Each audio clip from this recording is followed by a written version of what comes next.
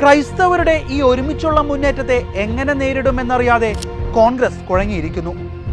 കോൺഗ്രസ് എതിർത്ത് വോട്ട് ചെയ്താൽ അത് കേരളത്തിലെ എല്ലാ കത്തോലിക്ക മെത്രാന്മാർക്കും പുല്ലുവില നൽകുന്നതിന് തുല്യമാവും. എന്നാൽ ഇതൊന്നും തന്നെ ബാധിക്കാത്ത ഒരു സംഭവമായാണ് മുനമ്പത്തുകാരുടെ വോട്ട് വാങ്ങി ജയിച്ച നമ്മുടെ ഹൈബി ഈഡൻ എംപിയുടെ ഭാവം.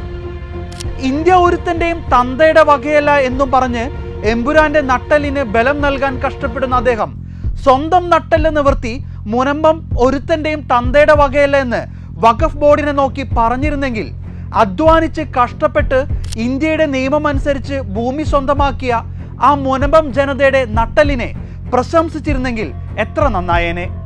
അപ്പോൾ മുനമ്പം ജനത പറഞ്ഞേനെ, ഞങ്ങൾക്ക് നട്ടെല്ല് വളയ്ക്കാത്ത ഒരു MP ഉണ്ടെന്ന്. അതല്ലേ ഹൈബി ഈഡൻ MP ചെയ്യേണ്ടത്?